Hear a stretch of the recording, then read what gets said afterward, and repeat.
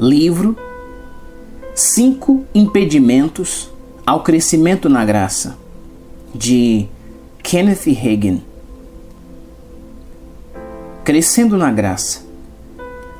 Neste livro, o irmão Hagin aborda pontos importantes para o crescimento do cristão.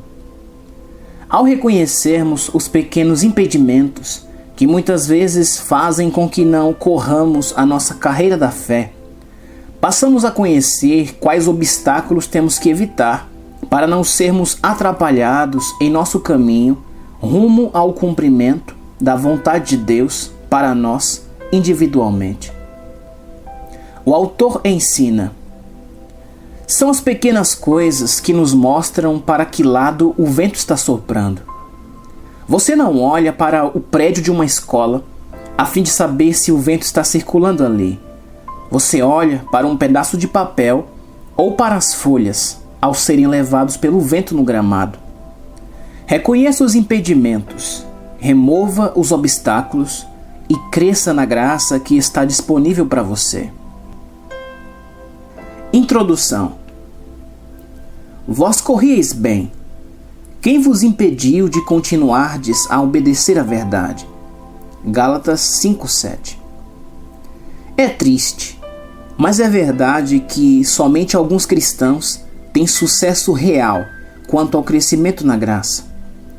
De fato, alguns irmãos que já são salvos há 30 ou 40 anos parecem ter regredido em vez de progredido. Eu creio que Deus quer que cresçamos. Nesta mensagem, vou tratar de 5 impedimentos ao crescimento na graça. Primeiro, leviandade. Segundo, negligência. Terceiro, preguiça. Quarto, tagarelice. Quinto, imitação. Eu descobri essa lista enquanto dava uma olhada em uma pilha de sermões antigos. Ela foi feita na virada do século por um pregador metodista. Fiquei tão impressionado de como esses 5 impedimentos ao crescimento na graça se aplicavam também hoje a nós, do movimento pentecostal, que resolvi usar a lista desse pregador como esboço para um sermão. Capítulo 1. Leviandade. Tudo nesta era moderna parece ser leve. Até a mobília é construída com pouco peso. Hoje em dia, é difícil comprarmos móveis que sejam 100% de madeira. É tudo de plástico. As coisas não são feitas para durar. Estamos vivendo uma era de leveza, de leviandade, e parece que esse mesmo espírito penetrou na igreja e individualmente na vida dos cristãos. Há leviandade em nossa literatura também. Uma boa parte dela é leviana e fútil. Se você se alimentar com as coisas desta vida, que são escritas mais ou menos para exercitar e chocar as pessoas, você jamais avançará espiritualmente. Pouco é escrito para nos ajudar a meditar e crescer em Deus. Você deve compreender que aquilo que alimenta a carne vai deixar o espírito faminto. Cuide para que o seu interior seja alimentado. Abandone os materiais de leitura levianos e fúteis deste mundo. Eu nunca vi uma pessoa verdadeiramente espiritual que gastasse todo o seu tempo lendo romances ou revistinhas de faroeste. Eu não disse que seria errado ler um livro ou uma história de faroeste ocasionalmente. Tais coisas podem ser justificáveis. Eu mesmo gosto de um bom romance policial, mas acho que já faz uns 20 anos que não leio um. Simplesmente não tenho tempo. Sabemos naturalmente que nenhum cristão, em ocasião ou de forma alguma, deveria sequer tocar qualquer material sugestivo, tal como pornografia ou outro publicado do gênero. Entretanto, precisamos compreender também que muito da literatura evangélica de hoje é leviana e fútil. Alimente-se daquilo que nutrirá seu espírito, edificará sua fé e irá ajudá-lo a tornar-se um cristão melhor. Não desperdice o seu tempo com frivolidades religiosas que não valem coisa alguma. Os pais precisam ser tão cuidadosos quanto ao que os seus filhos leem, como são quanto ao que eles comem. Contudo, muitos pais cristãos não prestam a menor atenção ao tipo de literatura que seus filhos estão adquirindo. Permitir que os jovens leiam livros mundanos é a mesma coisa que dar veneno a eles. No entanto, estes pais jamais pensariam em pôr veneno na comida deles. Frequentemente, os espíritos dessas crianças estão sendo envenenados pela leitura de coisas erradas. Precisamos ser cuidadosos com isso. Outra área em que também encontramos leviandade é a musical. É impossível cantar todo esse lixo do mundo e ainda ser espiritual. Refiro-me inclusive a algumas canções supostamente da igreja. Algumas delas são o que eu chamo de rock and roll evangélico. Tal ritmo é feito de forma superficial e tem por objetivo mexer com nossos pés e as nossas mãos. Esse tipo de leviandade não produz espiritualidade. Eu aprendi isso há mais de 40 anos. Depois de um tempo na presença de Deus, alimentando-me de sua palavra e orando no Espírito, eu liguei o rádio para ouvir um bom grupo de cantores evangélicos que geralmente eu apreciava. Entretanto, eu logo percebi que os cânticos que eles estavam entoando surtiram os mesmos efeitos sobre mim caso estivessem batendo na tampa de uma lata. O conteúdo era tão leviano que eu tive de desligar o rádio. Nem tudo o que leva o nome de evangélico ou gospel é necessariamente do evangelho. Precisamos cantar canções que alimentarão nosso espírito e nos abençoarão. Eu louvo a Deus pelos nossos compositores que cantam a palavra de Deus, a qual verdadeiramente nos abençoa. Cante músicas que têm por base as Escrituras. Intimamente associado a esse espírito de leviandade nas canções está o de irreverência. Há muita irreverência em nosso movimento pentecostal moderno. Precisamos treinar nosso espírito a ser sensível ao Espírito de Deus, especialmente quando há um mover do Senhor durante um culto. Recentemente participei de cultos em que o Espírito de Deus começou a falar comigo, apontando-me certas pessoas e dizendo-me o que havia de errado com elas. Entretanto, quando eu já estava para chamá-las, a fim de ministrar-lhes, a congregação começou a bater palmas e o Espírito de Deus se retirou. Sim, a Bíblia diz no Salmo 47:1: Batei palmas todos os povos, celebrai a Deus com vozes de júbilo. Contudo, há o momento de fazer isso, mas há o de não fazê-lo. Na primeira parte do Salmo 46:10, Deus também diz: Aquietai-vos e sabei que eu sou Deus. Há espírito de reverência quando se bate palmas no momento certo, mas há o de irreverência ao fazê-lo no momento errado. O momento errado ocorre quando as pessoas, por causa do que sentem, batem palmas exatamente quando o Espírito de Deus está se manifestando por meio de línguas, com interpretação ou profecia. Neste caso, ninguém consegue ouvir a mensagem. O Espírito Santo está falando conosco ou não? Deus fala a nós por meio de tais manifestações ou não? Se Deus está falando, você acha que temos o direito de interrompê-lo? Cuidado! Aquilo que às vezes parece não ser um ato de adoração a Deus, pode não passar de irreverência. Se você não sabe o que fazer, a melhor escolha é ficar quieto. Não faça coisa alguma. Siga o dirigente da reunião. Deus usa os homens. No reino natural, no mundo dos negócios, por exemplo, há o presidente de um banco ou de uma empresa e existem os subordinados deste. Em nossos escritórios, eu sou o presidente. Kenneth Jr. é o vice-presidente executivo da Igreja Bíblica Rema. E assim segue. Temos também supervisores sobre áreas diferentes. Se eu quisesse enviar uma mensagem a um dos zeladores do campus, por exemplo, você acha que eu iria até lá falar com ele? Não, eu falaria com o supervisor dele. Se o presidente de um banco quisesse tratar com outro banco na mesma cidade, você acha que ele iria até o porteiro e falaria com ele sobre o assunto? Não, ele iria até alguém que tivesse autoridade.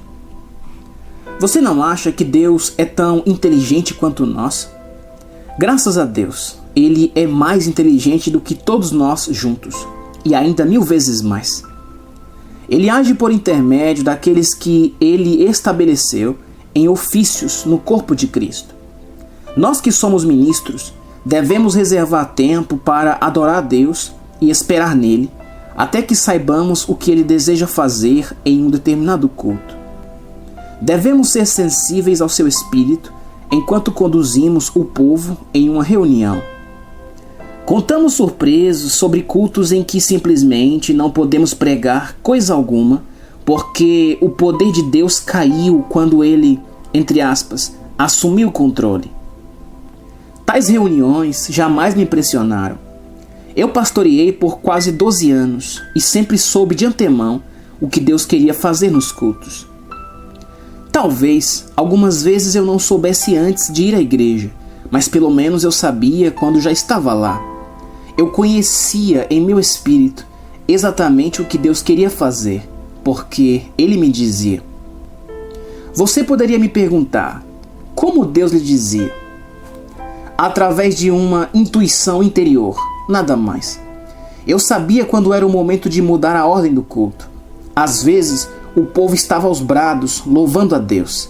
E quando começam, continuam nessa direção porque gostam de desfrutar esse momento. Entretanto, frequentemente chegava a hora de fazer algo diferente.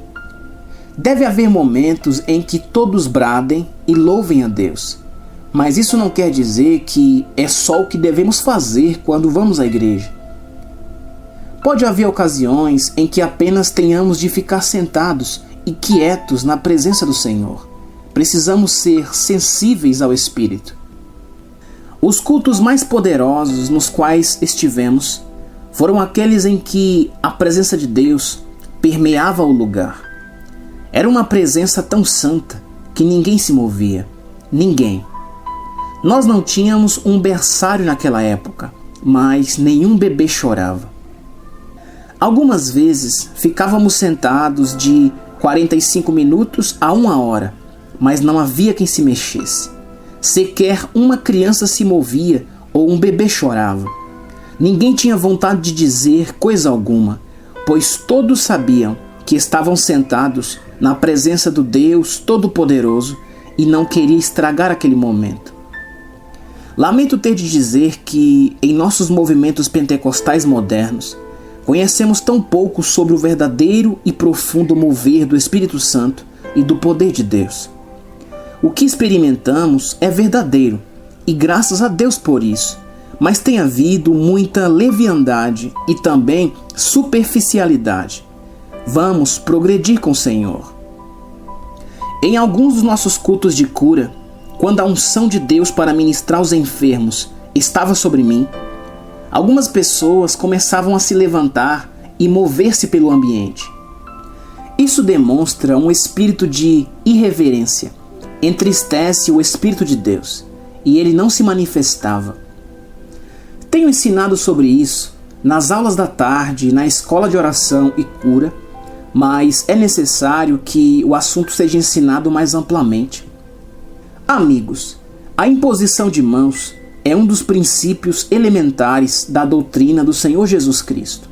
A Bíblia diz, Hebreus 6, 1 e 2, destaques do autor. Por isso, pondo de parte os princípios elementares da doutrina de Cristo, deixemo-nos levar para o que é perfeito, não lançando de novo à base do arrependimento, de obras mortas e da fé em Deus, o ensino de batismos e da imposição de mãos, da ressurreição dos mortos e do juízo eterno. Os cristãos que realmente tivessem um pouco de espiritualidade jamais se levantariam e se moveriam pelo ambiente, falando e rindo, enquanto as pessoas estão sendo batizadas nas águas. Não, eles ficariam sentados porque entenderiam que esse é um ritual santo, uma ordenança sagrada. A ceia do Senhor também é uma santa e sagrada ordenança de Deus. Lembre-se de que Paulo, ao escrever à igreja em Corinto, disse que muitos cristãos falharam ao participar da ceia do Senhor. Paulo disse: portanto, qualquer que comer este pão ou beber o cálice do Senhor indignamente será culpado do corpo e do sangue do Senhor. Examine-se, pois, o homem a si mesmo, e assim coma deste pão e beba deste cálice, porque o que come e bebe indignamente, come e bebe para sua própria condenação, não discernindo o corpo do Senhor. 1 Coríntios 11, 2 e 29, versão Almeida Revista e Corrigida, destaque do autor. As pessoas entendem errado o versículo 27. Portanto, qualquer que comer este pão ou beber o cálice do Senhor indignamente. Ao lerem isso, elas pensam que Paulo estava falando sobre o fato de alguns serem indignos. O texto não diz indignos, mas indignamente. Há uma diferença. O sangue de Jesus nos torna dignos. No versículo 27, Paulo estava falando sobre fazer algo indignamente, da atitude que adotamos, do modo como participamos da comunhão, da nossa maneira de observar a ceia do Senhor.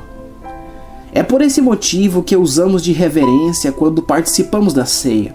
Ela é sagrada, é santa. No meio da cerimônia da ceia do Senhor, os cristãos não deveriam sequer pensar em se movimentar pelo ambiente, rir ou conversar com os amigos, porque a ceia do Senhor é sagrada. Da mesma forma, a imposição de mãos é uma doutrina santa. Naturalmente, esta abrange muito mais do que somente a imposição de mãos para a cura, embora a cura esteja também relacionada a ela. Para uma explanação completa sobre o assunto, leia o meu livro A Imposição de Mãos. Capítulo 2. Negligência. O segundo impedimento ao crescimento na graça é a negligência. De acordo com o dicionário, ser negligente significa ser desmazelado, sem ordem, relapso, desleixado, descuidado e imoderado em comportamento. Com essa definição em mente, quero tratar sobre 3 tipos de negligência. Primeiro, negligência nos pensamentos. É neste ponto que o pecado começa, ao permitirmos que pensamentos sem proveito e inadequados corram livremente em nossa mente e ao gastarmos tempo sobre eles. Você deve exercer disciplina nessa área. Eu não posso fazer coisa alguma a respeito dos seus pensamentos, a não ser dar-lhes instruções. Você terá de fazer alguma coisa sobre o seu próprio modo de pensar. Esse é o nosso problema. Estamos sempre querendo que outra pessoa faça alguma coisa por nós, mas nesse caso, nós mesmos temos de fazer alguma coisa a respeito. Acredito que seja interessante ver algo que o Espírito de Deus falou por intermédio do apóstolo Paulo. Filipenses 4:8, versão Almeida Revista e Corrigida. Quanto ao mais, irmãos, tudo o que é verdadeiro, tudo o que é honesto, tudo o que é justo, tudo o que é puro, tudo o que é amável, tudo o que é de boa fama, se há alguma virtude e se há algum louvor, nisso pensai. Note que Paulo não disse: orai para que Deus possa ajudar-vos a pensar nessas coisas. Não, você é responsável pelos seus próprios pensamentos. Você pode pensar ou não o que quiser. Alguém poderia dizer: mas algumas ideias estão me perturbando. Ora, então pare de pensar sobre isso. Sei que você não pode evitar que os pensamentos cheguem até você, assim como não podem evitar que alguém bata a sua porta. Porém, pode decidir quem vai convidar para a sala de estar, a fim de ter comunhão. Você não pode evitar que pensamentos carnais cheguem à sua mente, assim como não pode evitar que os passarinhos sobrevoem sobre a sua cabeça. No entanto, pode evitar que os passarinhos construam um ninho em seu cabelo. Não gaste tempo sobre tais pensamentos. Todos os santos de Deus, até os mais consagrados, às vezes pegam-se em certos pensamentos a respeito dos quais seus corações sentem profundo pesar. Então surge o diabo e os acusa dizendo: que belo cristão é você! Você nem deve ser salvo, pensando tal coisa. Entretanto, não foram eles que realmente imaginaram aquilo, mas Satanás que levaram o pensamento. Simplesmente não se entranha em tais ideias. Você pode pensar no que quiser. Mude o seu pensamento, começando a refletir sobre algo diferente. O que me ajuda quando os pensamentos errados surgem é começar a louvar a Deus. Ao fazer isso, eu tiro a minha mente de tais cogitações. Observe que o versículo diz: nisso pensai. Isso significa que podemos meditar naquilo que a Bíblia sugere, se assim o quisermos. Sempre creio que posso fazer tudo aquilo que a Bíblia me manda fazer. Não creio que Deus me ordenaria alguma coisa que eu não pudesse concretizar. Ele seria injusto se fizesse isso. Algumas pessoas se entregaram a pensamentos errados, a ponto de o diabo tê-las sob controle. Entretanto, a menos que você esteja completamente dominado e tenha perdido a própria razão, a sua vontade ainda estará intacta e você poderá fazer o que quiser. Alguém certa vez pediu-me: ore por mim para que eu não tenha mais problemas com o diabo. Eu respondi: quer que eu ore para você morrer? Não, ele disse, eu não quero morrer. Bem, o único modo de você não ter mais problemas com o diabo é morrer, deixar este mundo e ir para o céu, eu lhe afirmei. Segundo, negligência nos hábitos. Milhares de cristãos têm habilidades e oportunidades em sua vida, mas são por demais sem propósitos e negligentes em seus hábitos para que consigam ser bem-sucedidos. Frequentemente, a mesma coisa acontece no que diz respeito ao ministério. Certa vez, eu estava contando aos estudantes do Rema a respeito do superintendente de uma das denominações do Evangelho Pleno. Tal homem, um senhor de idade, havia ajudado muitos ministros jovens. Quando eu ainda era jovem, ele me disse: irmão Reagan, eu tenho feito isso há muitos anos e nunca me enganei. Eu faço questão de visitar todos os pastores que posso em meu distrito, especialmente os novos. Eu não preciso ir a nenhum de seus cultos para saber como eles são. Eu gosto de visitá-los casualmente em um momento inesperado. Se a grama do jardim não está cortada, eu acabo descobrindo que a casa está desorganizada da mesma forma. Tudo o que eu tenho que fazer para descobrir se eles serão bem-sucedidos ou não no ministério pastoral é visitá-los em suas casas, abrir uma cômoda de roupas e ver se o conteúdo está bem arrumado ou simplesmente empilhado de qualquer forma. Se as coisas estão desorganizadas e empilhadas, então isso significa que eles mesmos estão desorganizados e empilhados espiritualmente. Neste caso, eles jamais terão sucesso. Ainda não vi sequer um desse tipo de ministro que tenha obtido êxito, e eu tenho feito isso por muitos e muitos anos. Esses homens estão todos fora do ministério hoje em dia. Por que isso? Porque se você for desorganizado em uma área da sua vida, tal negligência em seus hábitos irá entrar em seu espírito também. Terceiro, negligência na vida. Refiro-me especialmente à negligência no trato com o sexo oposto. Meu irmão e minha irmã, a palavra de Deus não passa incerteza alguma quanto à conduta apropriada para nós cristãos e ministros. Não devemos ser negligentes na vida de forma alguma, mas que o nosso sim seja sim e o nosso não seja não. Estamos vivendo em uma era de negligências. Precisamos ser cuidadosos na criação dos filhos, ensinando-os a serem respeitosos. A coisa mais importante é oferecermos um exemplo correto a eles, não sendo negligentes em nossa maneira de falar. Tenho estado em lares cristãos e visto alguns quadros nas paredes que não eram os melhores do mundo. Eram imagens libertinas, muito sugestivas. Tenho visto literatura leviana nas mesas. Essas coisas não levam à espiritualidade, tampouco ao crescimento na graça. Elas impedem isso. Será melhor estar em posição oposta a isso tudo. Se as pessoas quiserem chamá-lo de alienado ou de quadrado, que chamem. Eu prefiro ser taxado de tal forma e ir para o céu, a ser negligente e ir para o inferno. Lembre-se de que o próprio Mestre, o Senhor Jesus Cristo, disse: Entrai pela porta estreita, larga é a porta e espaçoso o caminho que conduz para a perdição, e são muitos os que entram por ela. Porque estreita é a porta, e apertado o caminho que conduz para a vida, e são poucos os que acertam com ela. Mateus 7, 13 e 14. Destaques do autor. Paulo escreveu à igreja em Corinto. 1 Coríntios 5:1.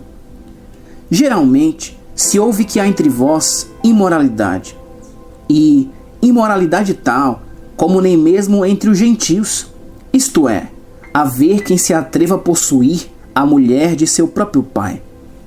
Vemos um enteado que, evidentemente, juntou-se à sua madrasta e estava vivendo um pecado com ela publicamente.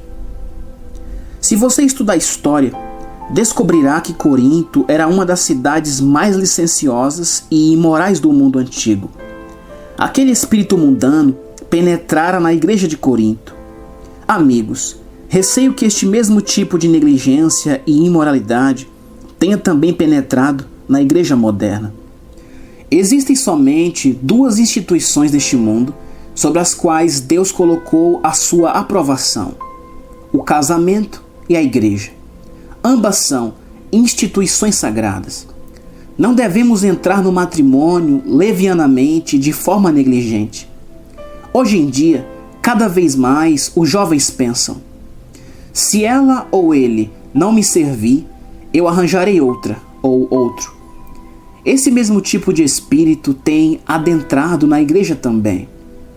Os jovens precisam ser ensinados de que o casamento não é algo em que eles possam entrar e sair quando quiserem. O casamento entre cristãos é uma proposta para a vida toda. Capítulo 3. Preguiça. O terceiro impedimento ao crescimento na graça é a preguiça. Algumas pessoas são realmente preguiçosas demais para crescerem na graça. A carne as domina. Elas realizam tudo aquilo que os seus corpos desejam fazer. Tais pessoas dizem: eu tenho de dormir. Elas não poderiam esperar em Deus e orar, mesmo se o próprio Jesus, em pessoa, aparecesse a elas e dissesse: passe o resto da noite em oração. Os seus corpos as dominam. Paulo disse: antes, eu subjugo meu corpo e o reduzo à servidão, para que, pregando aos outros, eu mesmo não venha de alguma maneira a ficar reprovado. 1 Coríntios 9:27, Almeida, Revista e Corrigida. Sim, a Bíblia fala sobre crucificar a carne. Às vezes chamamos isso de autonegação, mas creio que a melhor expressão é mesmo crucificar a carne. De fato, você possui uma natureza carnal. Seu corpo ainda não foi redimido. Mesmo que o seu espírito tenha nascido de novo, o seu corpo vai querer continuar fazendo as coisas que costumava fazer. Entretanto, o seu verdadeiro eu, o homem interior, deve dominar sua vida, ser o chefe. Note que Paulo não disse: antes, Deus subjuga o meu corpo. Ele disse: antes, eu subjugo meu corpo e o reduzo à servidão. O apóstolo trata o corpo como algo que lhe pertence. O eu é o homem por dentro, o verdadeiro Paulo, o homem interior que se tornou uma nova criatura em Cristo Jesus. Em vez de deixar o corpo dominar o seu homem interior, Paulo dominava o corpo através do seu homem interior. Antes, subjugo meu corpo, dizia ele. Agora, note o que Paulo disse adiante neste versículo. Para que, pregando aos outros, eu mesmo não venha de alguma maneira a ficar reprovado. Em algumas versões está escrito: para que eu mesmo não venha a ser reprovado por Deus. Isso não seria triste? Todavia, tenho visto isso acontecer. A preguiça prepara o caminho para a licenciosidade. A ociosidade e a autoindulgência têm matado milhares. Não é uma mensagem muito popular hoje, mas a Bíblia ainda ensina a autonegação. A Bíblia ainda fala sobre subjugar a carne. A Bíblia ainda ensina sobre crucificar a carne. A Bíblia ainda ensina o que Jesus disse. Portanto, se o teu olho direito te escandalizar, arranca-o e atira-o para longe de ti, pois te é melhor que se perca um dos teus membros do que todo o teu corpo seja lançado no inferno. Mateus 5:29, versão Almeida Revista e Corrigida. Não, ele não quis dizer isso literalmente. Não mandou que você enfiasse o dedo em seu olho e o arrancasse. Ele está falando de forma figurativa. Pode haver coisas que a carne deseje, mas que escandalizem. Se este for o caso, corte-as da sua vida. Você deve arrancá-las. Deus não fará isso. Poderá doer um pouco, mas você precisará tirá-las e Deus curará a ferida. Às vezes fazemos tanto alarde sobre certas coisas, quando na verdade tudo o que temos de fazer é aceitar uma dádiva de Deus. Louvado seja o Senhor. A libertação é um presente. Jesus libertou você. Ele já fez tal coisa. Aceite isso. Lembro-me de quando eu era pastor de uma igreja no norte do Texas. E havia uma senhora que ia à igreja uma vez por mês aproximadamente. Ela não era membro da igreja. Naqueles dias, geralmente encerrávamos o culto com um período de oração. Todos iam para frente a fim de orar. Uma noite, depois de termos orado, aquela mulher começou a gritar bem alto: "Tire isso de mim, Senhor! Tire isso de mim! Eu não quero isso!" A princípio, eu não lhe dei muita atenção porque eu estava no fundo da igreja conversando com algumas pessoas. O período de oração já havia terminado e ela estava lá orando sozinha. De vez em quando ela gritava: "Tire isso de mim, Senhor! Tire isso de mim! O Senhor sabe que eu não quero isso!" Finalmente, eu fui até onde ela estava e me ajoelhei em frente a ela. Eu lhe disse: "Irmã, abra os olhos. Eu quero falar com você." Em vez de abrir os olhos, ela gritou: "Senhor, tire isso de mim." E sem querer, ela cuspiu em meu rosto. "Tu sabes que não quero isso," ela continuou gritando. Eu lhe disse: "Irmã, fique quieta. Abre os olhos e olhe para mim. Abra os olhos." Ela não abriu os olhos e, em vez disso, gritou novamente: "Tire isso de mim, Senhor." O barulho que ela fez se parecia com um trem de carga atravessando um túnel. Ela continuava gritando e clamando: "Tire isso de mim. Tu sabes que eu não quero isso." Eu estiquei meus braços e coloquei as mãos sobre os seus ombros e a sacudi até os seus dentes baterem uns nos outros. Eu lhe disse: "Cale-se, em nome do Senhor Jesus Cristo, fique quieta. Agora, abra os olhos e olhe para mim." Agora, eu lhe perguntei: "O que você não quer? O que está tentando fazer com que o Senhor tire de você?" Ela me disse: "Irmão Hagin, é o velho e conhecido rapé." Eu não sabia que ela usava tabaco em pó. Como eu disse, ela não era membro da minha igreja. Ora, eu lhe disse, o Senhor não vai tirar isso de você. O que ele faria com o rapé? Ele não usa isso e não fuma cigarros. O que ele faria com isso? Ele não quer tal coisa. Eu disse a ela o que a Bíblia manda fazer. Portanto, se o teu olho direito te escandalizar, arranca-o e atira-o para longe de ti, pois te é melhor que se perca um dos teus membros do que todo o teu corpo seja lançado no inferno. Mateus 5:29. Expliquei-lhe ainda que eu também não poderia parar de usar o rapé por ela, tampouco poderia arrancá-lo ou lançá-lo fora. Isso era uma coisa que ela teria de fazer. Então eu lhe disse, irmã, simplesmente pare com isso. Você deve arrancá-lo, e Deus sarará sua dor e a abençoará. Ah, suspirou ela. Logo em seguida levantou-se. Eu permaneci lá observando-a. Ela voltou para o lugar onde estava sentada, na segunda fileira, estendeu a mão por baixo do banco, pegou sua latinha de rapé e disse, eu jamais poderia abandonar o meu velho e bom tabaco. O tabaco deixa a pessoa meio morta, ou seja, ela fica cheirando mal enquanto a outra metade vai morrendo. Deus abençoe o seu coração. Isso até seria engraçado se não fosse tão patético. Eu sei que alguns de vocês que não têm o hábito de cheirar rapé, nem de fumar cigarros, podem estar gritando amém neste momento. Todavia, vocês, crentes bonzinhos, têm o hábito de preocupar-se, e isso é ainda pior. Mais de um médico já me disse, a preocupação já levou mais gente à sepultura e ao manicômio do que qualquer outra coisa. As pessoas ficam doentes por causa da ansiedade, a qual mata prematuramente. A Bíblia ensina a negação de si mesmo. A Bíblia ensina a crucificação da carne. A Bíblia ensina a subjugação do corpo.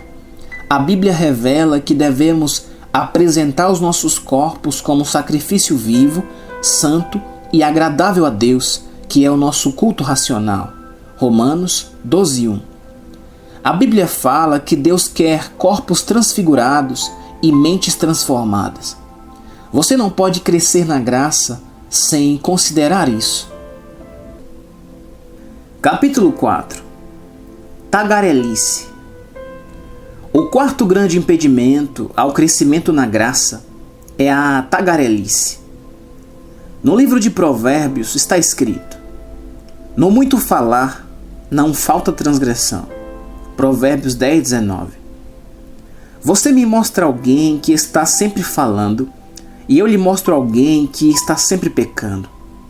É um pouco duro, mas é isso aí. A Bíblia diz também que o tolo não para de falar. Eclesiastes 10:14. A palavra nos orienta a estar quietos.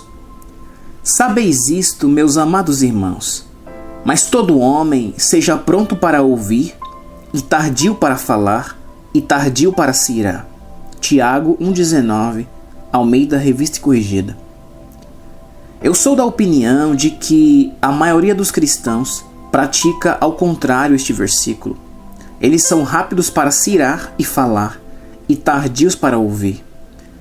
Geralmente, quando você começa a admoestá-los, logo tem a resposta: olha aqui, você não pode me ensinar coisa alguma, eu já sei de tudo. Todo homem seja pronto para ouvir. Há muitos anos, eu aprendi que você pode aprender muito mais ouvindo do que falando. Esforce-se para ficar quieto. Poucos cristãos conhecem o valor de se reservarem ou o valor da meditação. Poucos hoje em dia conhecem o valor de longos períodos de espera em Deus. Nos círculos pentecostais ou do Evangelho Pleno, costumávamos ter cultos para esperar em Deus. O único problema em tais reuniões era que as pessoas estavam esperando para serem cheias com o Espírito Santo. O correto seria ser cheio com o Espírito Santo primeiro e então esperar no Senhor. Por outro lado, Havia grandes benefícios em tais cultos, pois gastávamos um bom tempo esperando no Senhor, coletivamente como crentes. E nesse tipo de atmosfera, Deus pode mover-se.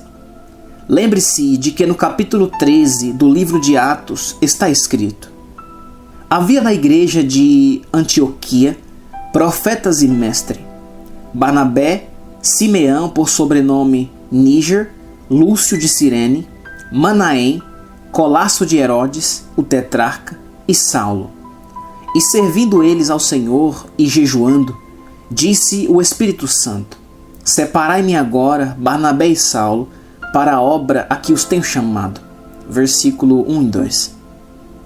Enquanto estes 5 homens estavam esperando em Deus, em sua presença, o Espírito Santo disse algo. Esta é a razão porque muitos nunca ouvem o que ele está dizendo. Eles jamais ficam suficientemente quietos para conseguir ouvi-lo. Nunca gasta tempo suficiente para escutá-lo. Todos querem conhecer a vontade de Deus, o povo de forma geral, os ministros e os estudantes da Bíblia. Cada um sente um chamado em seu espírito e pergunta: qual é a vontade de Deus para mim? Se você não sabe qual é a vontade de Deus para a sua vida, a única maneira pela qual você irá descobrir será separando tempo suficiente para esperar em Deus, até que você receba a resposta. E isso poderá levar dias, semanas ou até meses. Eu sei o que estou falando. Eu mesmo sempre sigo este método. Eu me isolo com Deus e espero nele o máximo que posso. Eu continuo com as tarefas necessárias da vida, mas ao mesmo tempo gasto todo o momento possível em sua presença. Quando eu era pastor, eu costumava levantar-me de noite e ir para a igreja, que ficava logo ao lado da minha casa. Muitas foram as vezes em que passei a noite, até o nascer do sol, andando pelos corredores do templo, de um lado para o outro, esperando em Deus, falando com Ele a respeito do futuro do meu ministério. Eu sentia o chamado do Senhor sobre mim. Eu sentia em meu espírito algumas das coisas que estou fazendo hoje em dia. Isso foi há mais de 33 anos, mas eu não estava pronto para elas na ocasião. Levou tempo para me preparar. Eu tive de ser encaminhado na direção certa. Se eu não tivesse tomado tempo suficiente para esperar em Deus, e algumas vezes isso durava a noite toda, eu não teria estado pronto quando meu ministério ficou plenamente maduro. Eu me lembro de certa manhã, quando o sol despontava no horizonte. Eu estava andando pelos corredores do auditório daquela velha igreja e a voz de Deus falou comigo. Foi muito real para mim. Era como se alguém estivesse de pé ali, naquela sala, conversando comigo. Ele disse: esta é a última igreja que você pastoreará. Eu não o chamei para ser pastor. Eu estava ouvindo uma mensagem do céu. São os homens e as mulheres que ouvem a voz divina, que trazem as bênçãos do céu para o povo aqui na terra. Eu não estou dizendo necessariamente que eles ouvem do céu por meio da palavra de Deus. Quero dizer que ouvem do céu no Espírito. Você lembra o que a Bíblia diz no livro de Isaías? Mas os que esperam no Senhor renovam as suas forças, sobem com asas como águias, correm e não se cansam, caminham e não se fatigam. Isaías 40:31. Aleluia! Eu quero ensinar ao povo alguma coisa a respeito daquelas antigas reuniões de espera em Deus. O movimento pentecostal moderno não sabe coisa alguma a respeito disso. Eu gostaria que tivéssemos novamente alguns daqueles cultos antigos onde esperávamos no Espírito Santo. Capítulo 5. Imitação. O quinto grande impedimento à fé é tentar ser como outras pessoas. Eu não estou falando do tempo gasto em comunhão legítima com outros irmãos. Às vezes, Deus nos chama para ficarmos a sós. Precisamos tomar tempo para ficar sozinhos. Eu acho que a área em que provavelmente mais falhamos é no que diz respeito à tentativa de sermos como outras pessoas. Tentar ser como o mundo ou até mesmo imitar outros irmãos. Você deve ser o filho que Deus quer que você seja. No ministério, seja o ministro que Deus quer que você seja. Não saia por aí tentando ser como eu ou como outra pessoa. Você se lembra do que a Bíblia diz a respeito de ser como o mundo? Em 1 João 2,15, o Espírito de Deus disse por meio do apóstolo: não ameis o mundo, nem as coisas que há no mundo. Você pode ficar tão inteirado das coisas do mundo a ponto de não servir para a obra de Deus. Você pode ficar tão preso, mesmo em coisas legítimas, que elas podem tomar a frente das espirituais e impedirem a sua espiritualidade e crescimento. Coloque em ordem suas prioridades. Ponha as coisas espirituais em primeiro lugar. Pergunte a si mesmo: essa atividade está aumentando ou diminuindo a minha espiritualidade? Isso está fazendo-me ser uma bênção para o meu semelhante ou pedra de tropeço e um empecilho? O amor deve ser o fator determinante em nossa vida.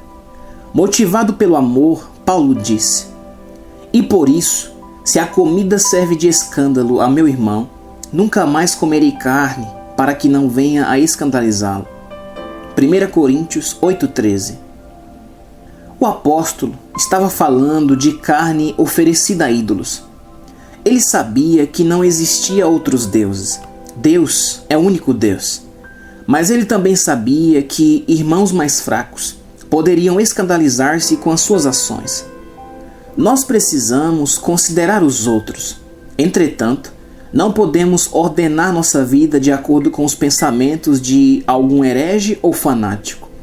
Devemos nos perguntar que tipo de influência estamos exercendo sobre os outros. Por outro lado, deve haver uma posição equilibrada nisso tudo. Não ameis o mundo, nem as coisas que há no mundo.